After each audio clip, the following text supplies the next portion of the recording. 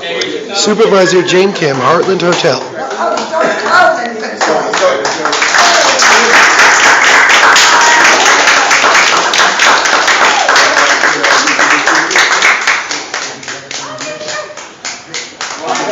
This lady needs an introduction, but we want to introduce her anyway. This is our representative, Jane Kim, for District 6, which is our district. All right? Yay! And I really want to thank you for your patience, and I apologize that I'm late. I was telling Steve that one of my weaknesses is ending meetings and getting to my next meeting on time, and I want to acknowledge that that was your time, so my apologies for being late. So thank you, Steve, for organizing this meeting. I've been doing my best to visit as many of our buildings as supervisor as possible so that I can interface directly with residents in your space, in your home, and get feedback and hear questions and concerns that you have around the district or things that are also going well that you want us to continue doing or supporting. And so for those of you that are meeting me for the first time, my name is Jane Kim. I am the supervisor for this district, which includes the Tenderloin, South of Market, and Treasure Island. And I came after Chris Daly, who actually spent 10 years in this office previous to me. Before I came on the board, I was a community organizer for 6 years. I worked with youth for another affordable housing CDC, very similar to THC, called Chinatown CDC. And we worked on a lot of the similar issues around housing and open space and transit. I also spent 4 years on the Board of Education before I got on the Board of Supervisors. This is my second year. I just came to a year and a half, and there's a number of issues that our office has been working on throughout the district.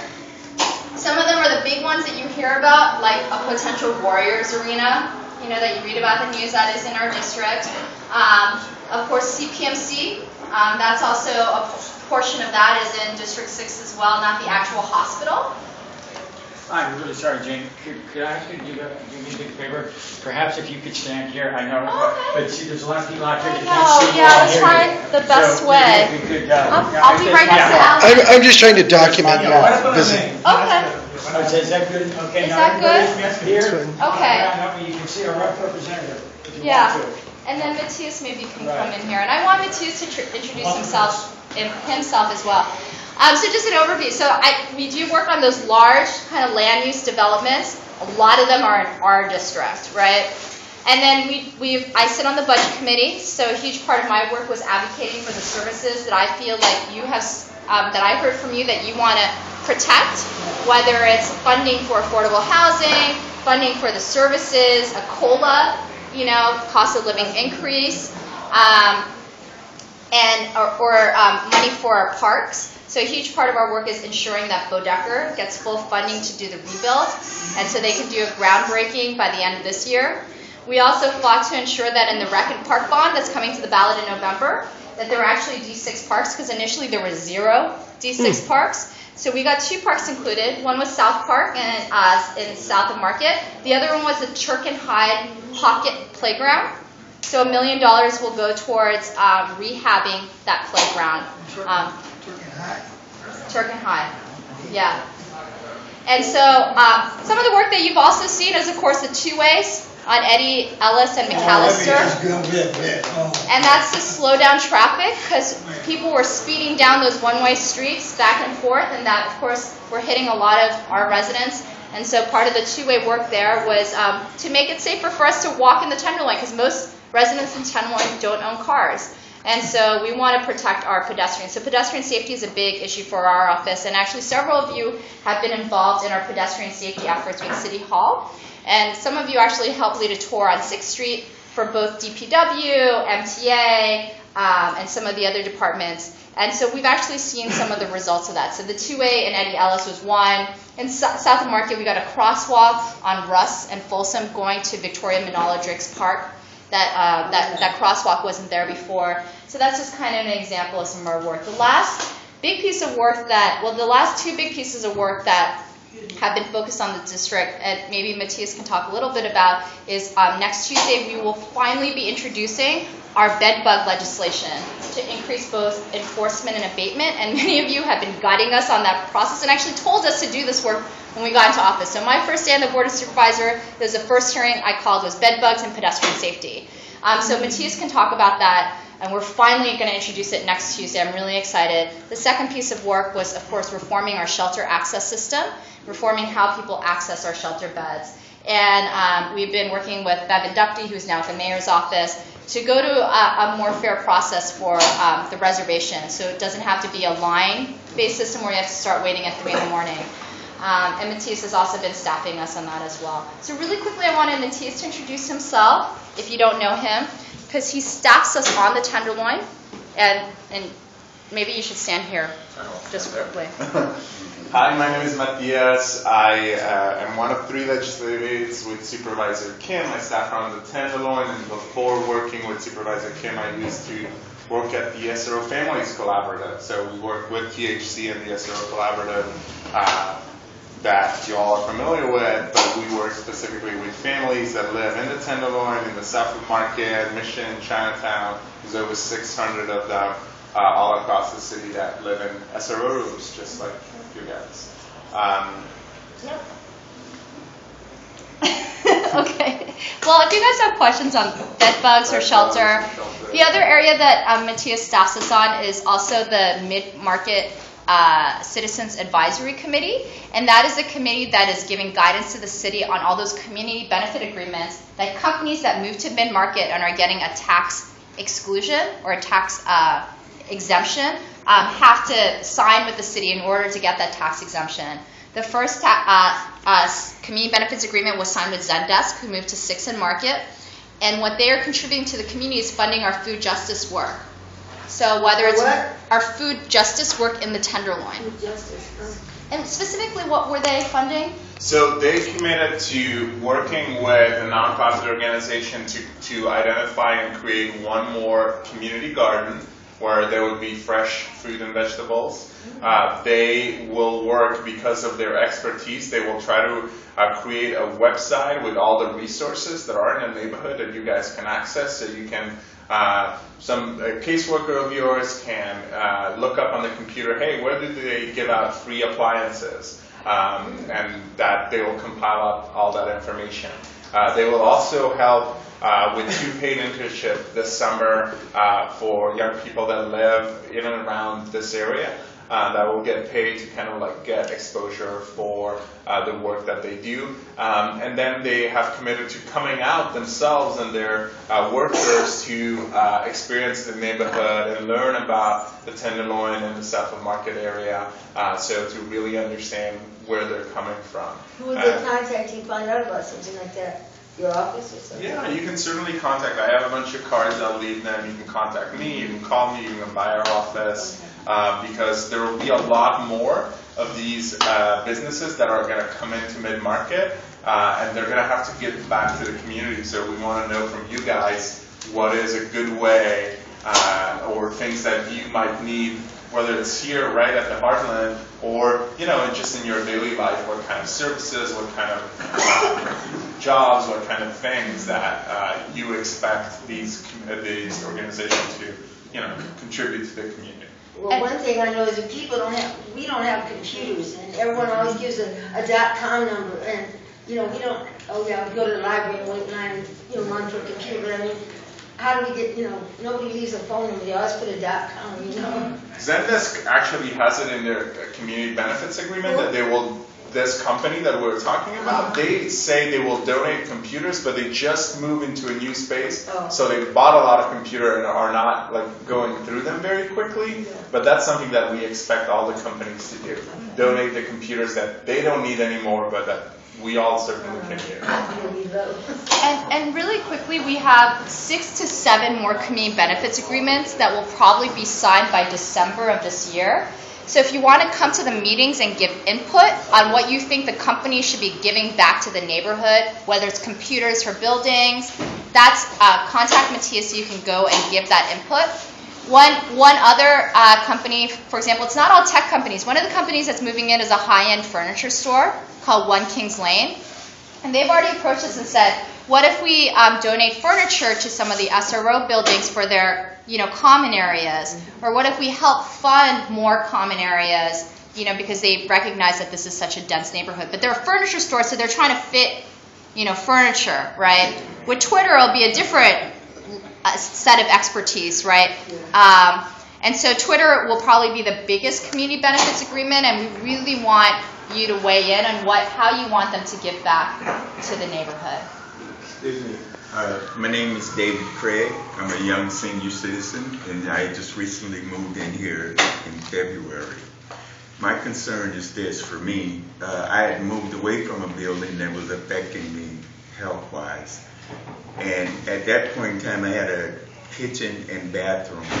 I would like to know about why is it that we can't have preferences. I'm speaking in terms of especially the senior citizens that live in this building that need their own bathroom, their own kitchen facilities, because I have caretakers and they don't prepare the food. They can't prepare the food and things that I need because there's no oven in this building, only these eyes and what have you. And I would like to know, is there anything that you can help us out on with, I'm speaking in terms of preferences on these new buildings that they're building and allowing us as seniors and those that have lived here for a while to have preference to get into these buildings and, upgrade our living standards. David, right? Did you say your name is David? Yes. David, so did you want to follow up to that comment? Because I want to address that. I wanted to say something before you make a comment on Okay. that, because that's a very dangerous statement that you just made about preferences. Why do these people get this preference? Why do these people get these preferences? What they need to do is overhaul the whole situation where the person who actually needs it and fairly go through it, because the situation that you got here now in San Francisco ain't working. It's not working. I'm just saying it's not working at all. Because why? Because there are too many preferences. Okay, so let me address that, David. Before you respond, I know you want to, but And I need to, because No, but David, I don't. Let the lady respond, I please. need to respond. Let the lady first, okay? respond. Because we could have this conversation forever, Thank right? you. And I think there is justification for all of the needs that you all face, that anyone would face, that would grant you preference for this, and this. Now, I am not Tenderloin Housing Clinic, right? So Tenderloin Housing Clinic is a nonprofit entity that helps run these buildings. So in terms of what could happen within this building, a lot of that would be a discussion with THC. Now, if THC then came to me and said, hey, we need these things, but we can't do it because we don't have the money to, can you find a way to include this in the budget, that's the point where you would come to me. Now, around senior housing specifically, because that's something that is actually fairly easy to address, we actually do, it is easier for us to get seniors into affordable housing. That is the one, it is almost like that, we're almost happy when you let us know that you're senior, because it's a lot easier for us to get you into housing with bathrooms and kitchens, etc. And we do have a new building that's coming up on Goth and Turk that Chinatown CDC is actually building, and we plan to do outreach ourselves in the Tenderloin because we want you to all apply and get your applications in, and we know those applications are complicated, and that's often why people don't apply. So we will do that outreach. We'll work with Steven or Alan, whoever, to make sure that we come here to bring out the applications and help you even fill them out.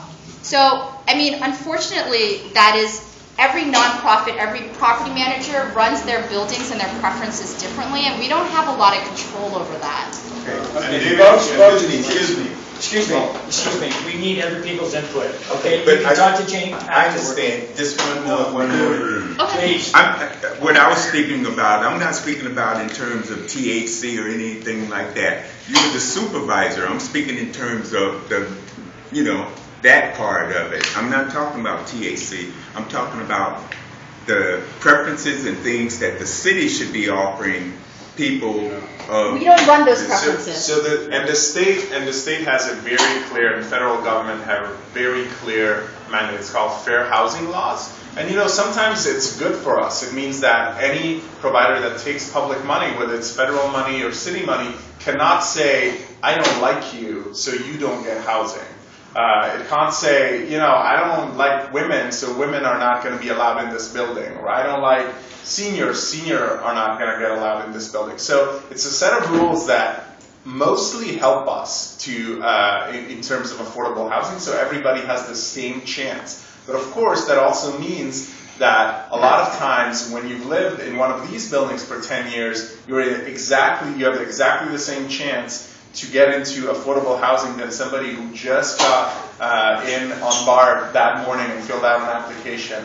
That's unfortunate if you want, but that is what the state mandates just to protect us from things that we wouldn't agree with. I mean, I'm sure you wouldn't agree with somebody saying, well, this is an affordable housing building with 3-bedroom apartments, but I don't like families, so if you have kids, you can't apply.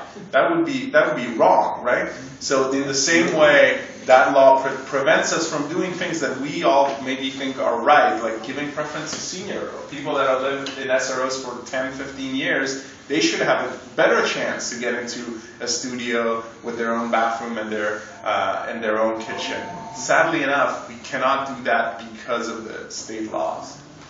Okay, now, Let me finish my little statement. When I was up here stating, I said the whole entire system needs to be redone.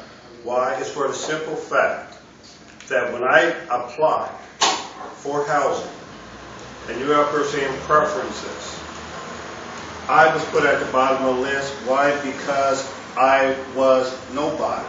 I didn't have a felony. I didn't have a drug problem. I didn't have this. So every time housing came up, it was, like he says, like you come up here and says, preference. It wasn't senior. It was just whatever that needed to be filled at that particular time.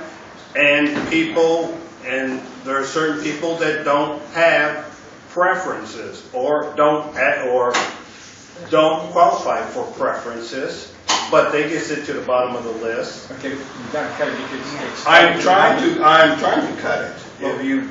But it's dragging on, and there's a lot of other people here, okay? I don't mean to be difficult, but please. Well, I think what he's trying to say and what he's trying to say is one of the same issues that I'm dealing with. I'm from New Orleans, Louisiana. I've only been in San Francisco for 2 months. On the 6th of August, will make 2 months. I've only been in here 2 weeks in this building. So I'm new to the whole SRO thing and the system here. One of the issues that I have here is, like he said, I have never done no type of drugs. I'm not a drug addict. I'm not an alcoholic, and I'm not mental. Once I've gotten here, I had a nervous breakdown because I was surrounded by these people. And I think that it was unfair that Tenderloin would just place an individual here who was just simply homeless into an environment like this. And as good as Ms. Leona is and Demetrius is, I think they do a wonderful job here. And some of the people here are wonderful people, like he said, the senior citizens. But within the building and within the community, you're faced with the same thing. You're faced with heroin addicts, meth addicts, crackheads, and it's unfair. And I think that Tenderloin has a responsibility to triage the applicants once you apply for housing. Because like this gentleman said, some of us, it's a very few, but some of us are just simply homeless or going through a bad time in our lives and need some help. And I hear you. Well, I have Now, a question, maybe Richard, it's a please, little let more. me just say this, please, to help everybody. Rather, we should have what we're thinking or what we would like Jane or Matisse to answer. We need to form it in a question, okay, rather than our. Well, that's the question. What can Ms. Kim do? How can you get anything fixed if you don't? That's what the problem is. How can you get anything fixed if you don't complain about it? If you ever like, if you keep, form a question? No, make a statement. Say, this is what I think is wrong. By the And way, that's it. Stephen is running the meeting, and I really want to respect that. It's okay to make a statement, but I think more than anything, we're just asking folks to be concise because there are a lot of people here, and I want to recognize that some people may not speak as quickly as others might. So we do as much as possible. I want to hear from as many folks as possible. The issue of the neighborhood as a whole, right, if that's what you're asking, there is a lot of affordable housing in the Tenderloin, right? There's a lot of affordable housing in the Tenderloin, and actually, historically, activists fought to keep this neighborhood from becoming gentrified, right? They fought for it to be affordable, because when you lose affordable housing, you don't ever gain it back, right? And so historically, a lot of affordable housing was in the Tenderloin. It was also in the South of Market. It was also in the Mission. It was also in Chinatown. It's in the Bayview. It's in the Western Addition, right? Now, over time, some of those neighborhoods lost that fight. So South of Market is a good example where we actually lost a lot of affordable housing in the South of Market. So you could say the South of Market is nicer, it's gentrified, but there are also less units that we all can afford in that neighborhood, right? So I just want to put that a little bit into context. Tenderloin and Chinatown actually were very successful in maintaining affordable housing. Chinatown is also 60% single room occupancy. Those buildings were built in 1906. Very, very old buildings. When you go into some of those buildings, I mean, just like the Tenderloin, you're shocked by the building conditions because they're so old. But the problem is that if we let those buildings get demolished, what is going to get built in its place? It's not going to be affordable housing. No property owner is going to build affordable housing again. A, they can't afford it. But B, they're going to try to maximize their profits. So in some ways, we're kind of, I don't want to say that we're stuck, but there is this question, right? When you start to lose that housing stock, right, and the neighborhood maybe gets nicer because wealthier people or other types of folks move in, you also lose kind of housing that people can afford. I'm not saying that that's the answer. There has to be other ways, but the one thing that I think our office tries to work on is in ensuring that we protect services in the Tenderloin. Now, there's not enough services. I'm never going to say that we've done enough. But some of those services are mental health counseling, they're drug counseling, they're job, workforce, training development programs. Do we have enough of it? Definitely not. But it's there to address some of the needs that people have, because some folks, like you said, housing is not the only need that they have. For you, housing may have been your only need, right? For other folks, they have mental health needs, drug rehab, workforce training, whatever it might be. So I just think that there are there are just kind of multiple layers to this neighborhood. And I also want to appreciate that this neighborhood does exist because we also lost that battle in the Mission. And you can see it in the Mission now, right? And I don't know if that was the best direction for Valencia Street either, right? But I mean, that's a debate that we can have. I'm not saying that I'm right or, but it's kind of part of the larger discussion. And then the last thing I'll say is that we want to engage in that discussion with you, right? Because I don't have all the answers, but I spend a lot of my time trying to protect certain things and fight for more of certain things. The other two things that we spent the last couple of months fighting for are two things. One is an affordable housing trust fund. So the city finally creating a permanent stream just for affordable housing, which we don't have currently. That will help us build more sites. So one example is the Hugo Hotel on 6th and Howard. You guys know the building with the furniture sticking out of it? Yeah. Completely vacant. Nothing is inside. The city bought it, but we don't have the money to actually build affordable housing. Once we get that money, we can build that site. So we do have sites to build more buildings, but we need money to do it. So there's going to be two ballots measures in November, which I hope you'll support. One is the Affordable Housing Trust Fund. The second is the gross receipts tax measure. And have you been following the gross receipts tax measure? Some of you have. Isn't that the state measure that Governor Brown wants to pass? No, that's different. That's also, I hope you support that too, because that's going to go to education. Now, our gross receipts tax measure is how we tax businesses. We currently tax businesses like the Twitters, like your small businesses,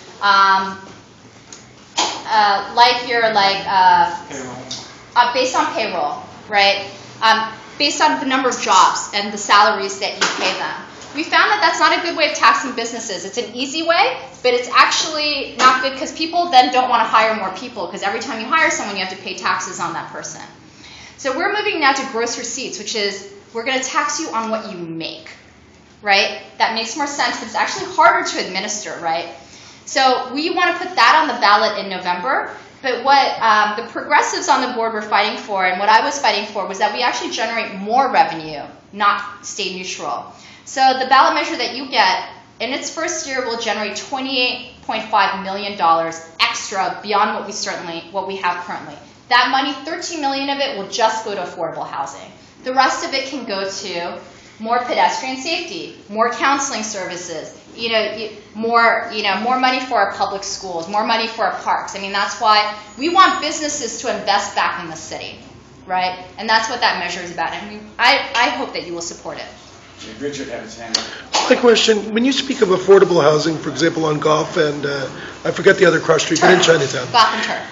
It's actually not in Chinatown. Well, in the area. Uh-huh. But what, for example, is your definition of affordable housing? For example, a studio. How much per month would you say that limit is? Because what I've seen online that they call affordable is nowhere near affordable for the types of people that live here. So the problem is very often for affordable housing developer, they talk about how you make it pencil out. So how do you make it so that they can build it and people can afford it? And the difference is made really by how much money the city, the state puts into a building. So if you build a building like 201 Turk on Turk and Jones Street, a studio over there is $850 per month in rent. A one-bedroom is $990, and so on.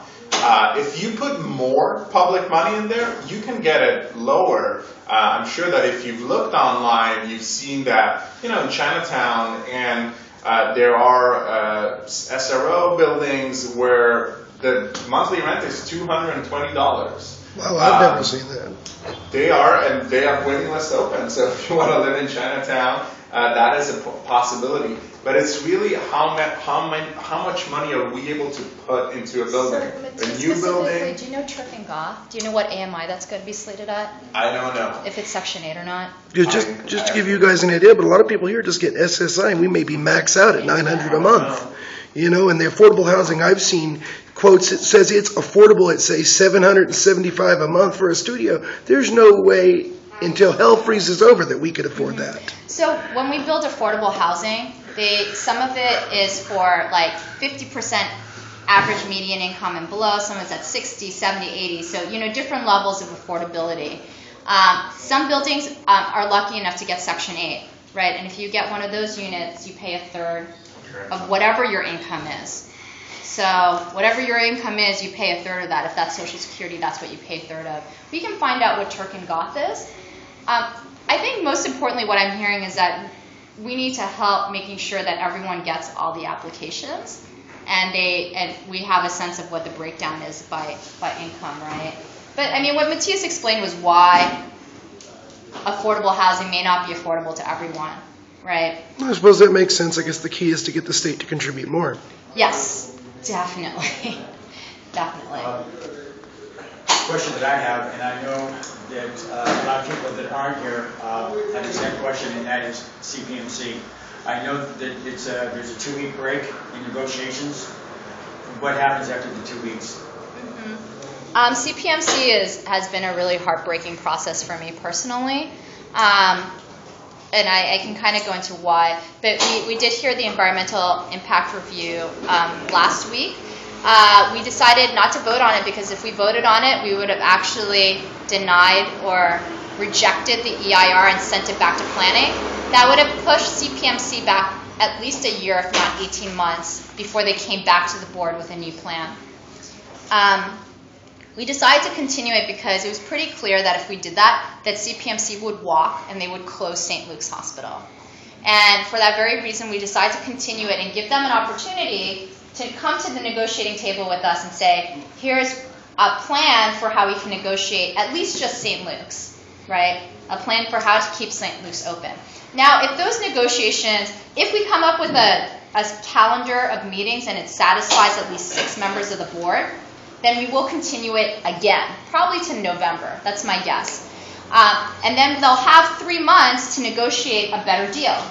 If in that time we negotiate a better deal, then we'll either, uphold the EIR, reject the EIR. Maybe the negotiations will fall through, and we'll end up having to reject the EIR.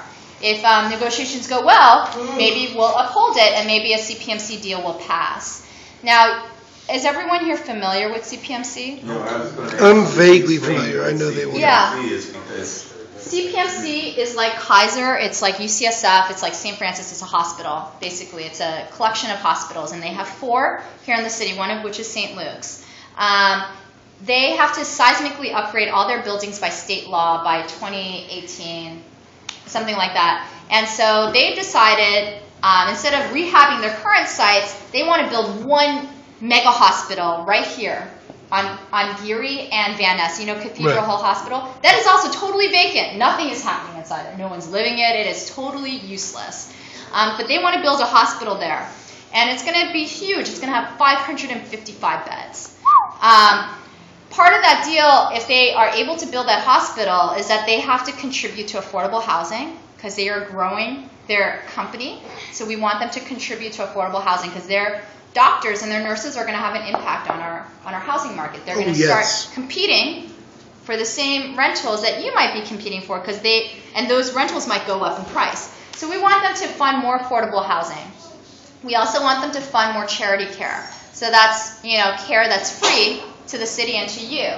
The reason why we're asking for that is CPMC gives the lowest charity care, lower than Kaiser, lower than UCSF, lower than St. Mary's, Chinese Hospital. So we're trying to get them to be at parity with the other hospitals. Yeah. The third aspect of the deal, which is actually really good for our neighborhood, is that we want them to pay for traffic mitigation. Oh, God. So all the cars coming to that hospital, most of that money is going to come to the Tenderloin. It's going to fund curb outs, so bigger curbs. It's going to fund street lights, because we have the least number of street lights of any neighborhood in San Francisco. It's going to do some sidewalk widening and trees to make the Tenderloin look nicer. Very nice. And make it easier for actually everyone to walk, because we know there's a lot of wheelchairs in the Tenderloin, a lot of seniors. So widening the sidewalk will make it easier for everyone to be on the street together.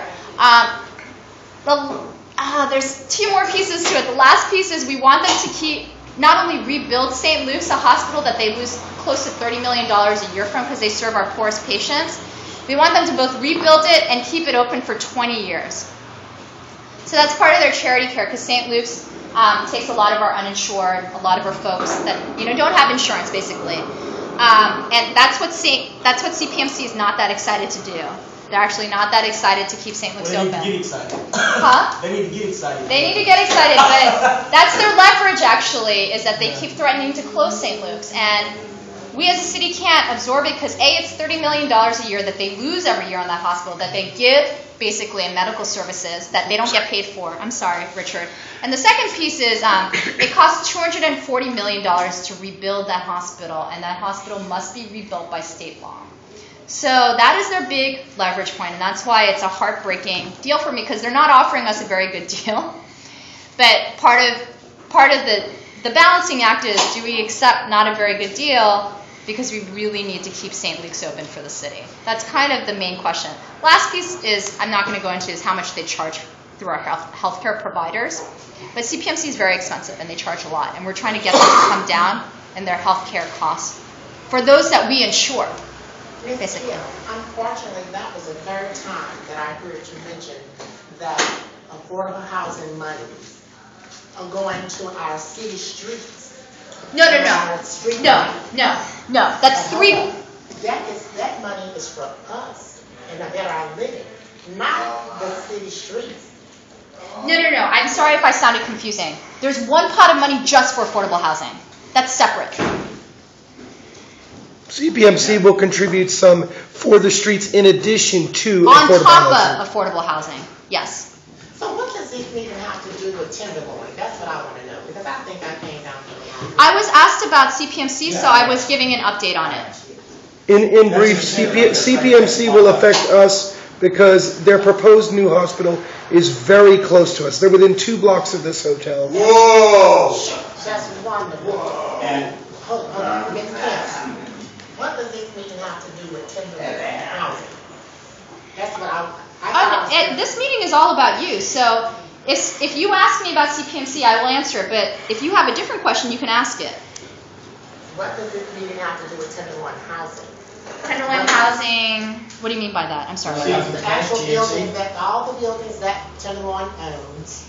It's based on your questions. Excuse Or me. your She concerns, was or what you would like. explaining I clearly how. understand She was everything. explaining how that would affect us by them building this hospital up here, But it's not and the affecting people. us if the money is going to the street. But there will be people competing with the same things that we're competing for. I thought this was a meeting dealing with Tenderloin housing. No. What we can do to better the living conditions for Tenderloin housing. it is that, yes it is. It's whatever question you have for Supervisor Jane Kim. You had a question, we're dealing with that. I had a question, we're dealing with that. He had a question, we're dealing with that. Okay, so it could be anything. But it isn't one specific item. But you work for the district of this district of San Francisco. And in the CPMC deal, if I wasn't specific, they've thus far committed to $62 million just for affordable housing. So that will go towards housing. I do have a quick question. I am curious if you folks have tried to sweeten the pot and maybe make them lose a little bit of leverage over St. Luke's and say, well, if you stay and if you upgrade, we'll kick in some tiny percentage of the care. 1, 2, 10%, whatever. We'll kick in a tiny percentage of what? Of the care of the uninsured at St. Luke. Presumably from the increased tax revenue by having a brand new hospital here. Right. So we could do that.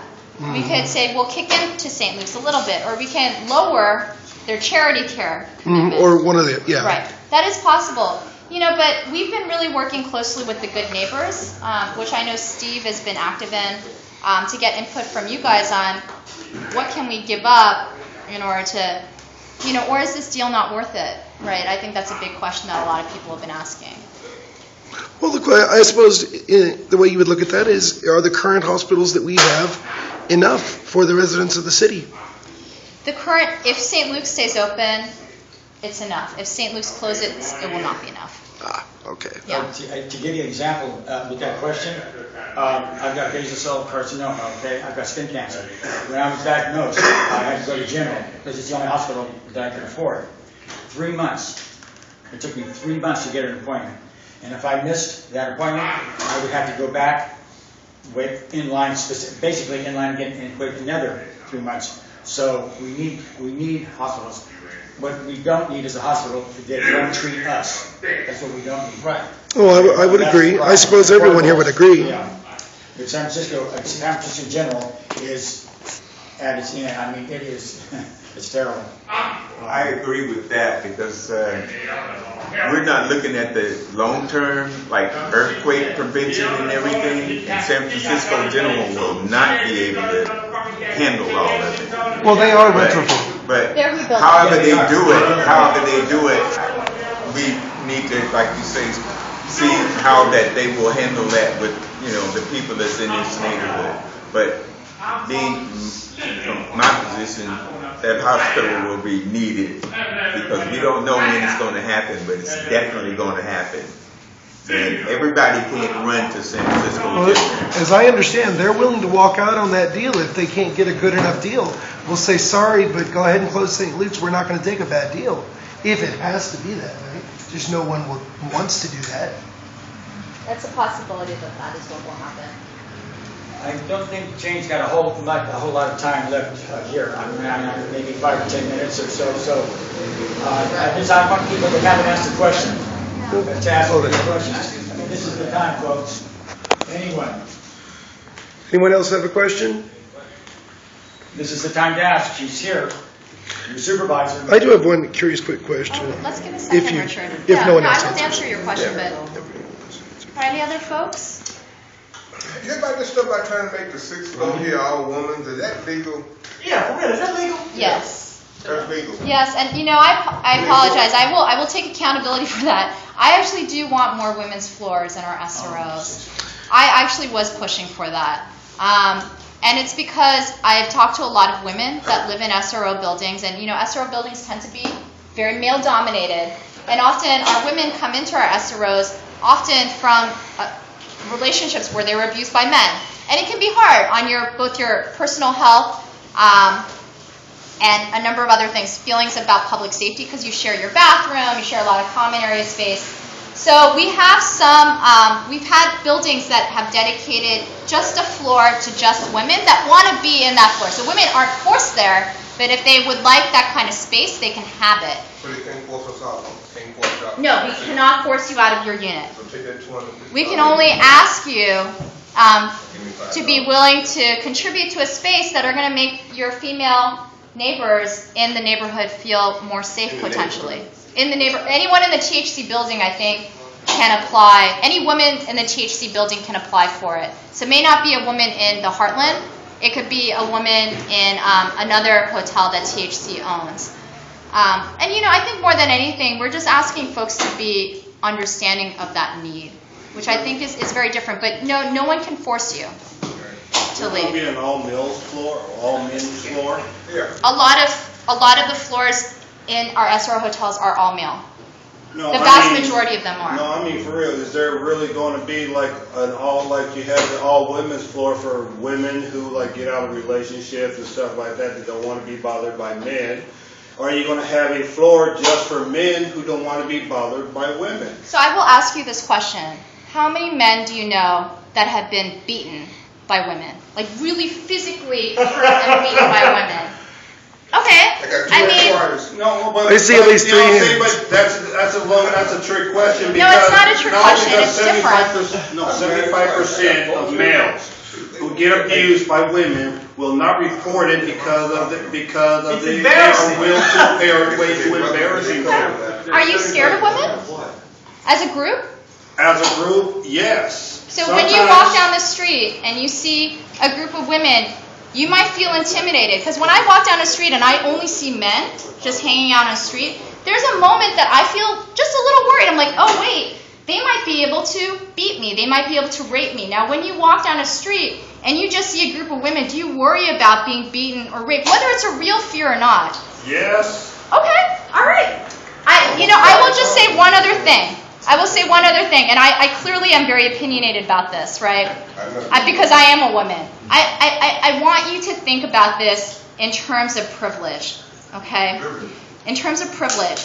And let's talk about race, okay? Because I think that's something that everyone can hear. It's very controversial, but it's something that people can understand. Now, I used to be a part of an Asian American Students Association in college. And, I had friends that were in the Black Student Union. I had friends that were in the Chicano Latino Union. I actually had white friends come up to me and be like, oh, how come you guys get to have your own group? If white students started their own group, you'd be saying that we were racist. And here's what I said. My answer is complicated. But there is a privilege in being white in this country. Now, I'm not saying that if you're white, you have a lot of power as an individual. But if you're white, you might be more likely to find a white president, a white senator, a white police chief. I'm just saying, right? There is privilege linked to race. There's also privilege linked to gender. There's also privilege linked to being straight. I just want to be real about that, and that's why I just want you to acknowledge that. I'm glad you acknowledge it. I'm glad I totally acknowledge it, but you just, I'm not raising my voice, man. It's just the way my voice is. No, you are. No, it's just the way my voice is. That's my voice. Just like So, like you come up here and said, I haven't been on that other side, and I haven't seen the evils that women can do, and women can be just as brutal as men can be. So on that I will say this to you, okay? Black people can be just as prejudiced against white people as white people are. But there's a different level of power. Now, Obama is president. I'm not saying we don't have a black male as president, but let's be real. Black people do not have power in the same way that white people do. They don't, right? And so but white people can still say, but black people are prejudiced. I've heard them call me names, right? But that's really different. So I just think men and women do hold, in a very similar vein, different levels of privileges as a society. Not by individuals. I'm not saying women can't beat men, but systematically, men beat women more. And men are bigger than women, just as an average. That doesn't mean that men don't get beat by women. It also doesn't mean that black people don't discriminate against white people. If you contextualize it, I believe strongly that there's a case for why we have an all women's floor versus an all men's floor. I can understand that. He has a question for you. I had a question. I had a question. Seems to me a separate hotel for women would make sense. A floor doesn't make sense. I don't see what that's. I actually would prefer that too. That is better. You making all the women instead of these things and think they're women, that's what it's Yeah, the whole hotel like that. Not just one floor. Making all women. I will push for that. Build the whole hotel. Okay, all right. Don't have no sex change. Look at all the problems we're having with just the 6th floor. Can you imagine trying to create a whole hotel with all of the problems we're having in this hotel? It would be difficult. It would be insanity. But I'm just saying, to me, that would serve the purpose. Yeah, That's what you're talking we about. do have 2 all-women's hotels. Yes, you would. We do have 2 all-women hotels, but we can certainly use more. I'm sorry. As a woman, I'm a minority here. They call me Filipino. I'm going to start that, but I am American. But I am racist too. They are prejudiced and racist against me. Just say, hey, Filipino, just come after me. I am a minority here as a woman. Maybe another Asian woman, not to me. I have no problem just being here and at the other hotel, because I was a minority. But I have been scared by some of these men, and I reported. Nothing gets done. They don't get away with it. So if you do I attack these men, it'd be in self-defense. That's the only reason why, and that's why these men get beat up, because they do come on aggressively. And I do get scared. I have a lot of things. I've been domestic violence problems, and the anger thing. But these men don't get help. They think, oh, your men's okay. I said, you know, your men got to get mental case. And where start saying Filipino, that's not my name. But I am racist here quite a bit. I get them shouting out the windows all the time. Okay, but anyway, that's my opinion. Thank you for Jane, I wonder, although it's passed, could you briefly talk about the redistricting process and how it has an impact or a direct impact on people who live in the Hartland? Okay, so we every 10 years the city, based on the new U.S. Census population data, has to redistrict so that we have equal representation on the Board of Supervisors. So every vote is kind of equal voice, and we do it every 10 years because population changes and flux. So here in San Francisco, District 6, the district that I get to represent, grew 25,000 residents. It's a lot of residents, and so after 10 years. I get to serve and represent close to 100,000 residents, but Mark Farrell, who represents Pac Heights and the Marina, only represents 63,000 residents. On a certain level, because he and I only have 1 vote each, his vote, the people in his district kind of have more of a vote. Does that make sense? Because they just have less people in his district. So every 10 years, a task force comes together and they reapportion the districts to be equal again. So District 6 lost. We lost the most parts of our district. We lost all of the Mission, everything below the 101. So we lost Mission Hotel, which is a THC hotel that was originally in District 6. And we lost everything west of Van Ness. So we went sometimes to Goth, sometimes to Laguna. So we lost everything west of Van Ness. And then we lost a couple of blocks of Post Street. Right, and a little bit of Union Square. That's basically what happened. We were actually going to lose all of Post Street. Geary was going to be the new dividing line, and actually that was going to be the new dividing line, but actually the SRO collaborative came out and asked the task force to keep portions of Post Street in the Tenderloin because there are a lot of SRO buildings there, and we wanted to stay unified in one district. So that did happen. What does that mean for the Hartland? It does mean that I have less residents to respond to come November. And hopefully that means I can really concentrate my efforts on the 3 neighborhoods that I have now, which is the Tenderloin, Soma, and Treasure Island. Because I was responding to the Mission, I was responding to Hayes Valley, and that was really hard for us, actually. Being pulled in so many directions. Yeah, we were pulled in a lot of different directions, so I'm hoping that that will help our work here in the Tenderloin. Well, that certainly makes sense. Okay, is there anyone? Jane is busy, and I'm sure she's had a long full day. You do? Yeah. All right, so maybe I can take about 2 or 3 more questions. I have a question that may benefit for the future.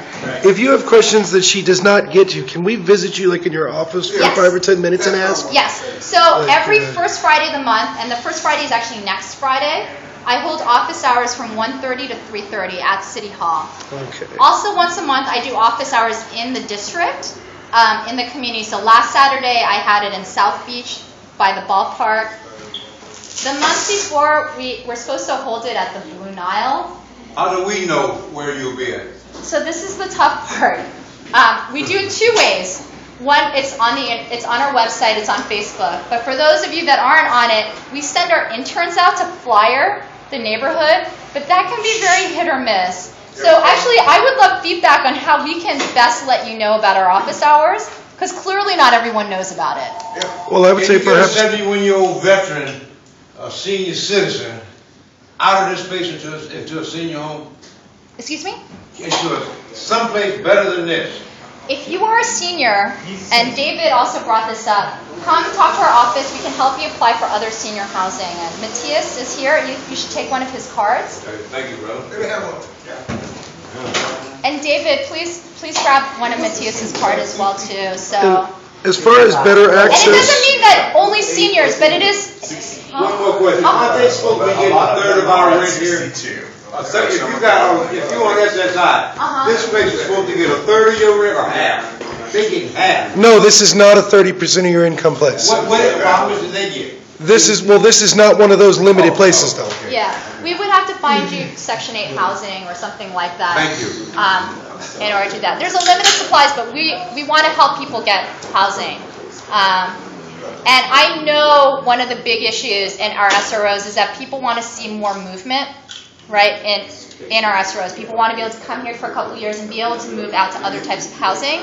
And it's an issue that we're struggling with, and we're trying to figure out how we can address that better, systematically, as a system. Yeah, I've been here. But individually, we can help you apply if you know to come to us. But of course, that helps a single person. It doesn't help the system. Well, I would say is to getting the word out of your office hours and whatnot, perhaps instead of interns flyer a neighborhood, which is hit or miss, perhaps have them go to major hotels in these neighborhoods and say, do you mind if we stick up a couple of flyers on your community bulletin board? Maybe that would work a little better. Yeah, we can do that. We can certainly do that. Coach, 2 more minutes, okay? 2 more minutes? Oh, 2 more questions. I'm sorry, 2 more questions. Come on, 2 more people. Going once? Ronnie, do you have a question? I think she answered how since the district grown, where does it start and where does it end, as far as the result? Okay, well, if no one has any questions, I guess... I'm going to vote for you next time. I think you did good. Oh, thank you. I appreciate it. I don't have to run for a couple of years, but I will be back up for re-election in 2.5 years. I just want to thank you for your time, because I know how busy folks are. So thank you for sharing your time with me. And I just also want to acknowledge that people brought up a lot of really challenging issues that I don't have all the answers for, and certainly the city government doesn't have all the answers for.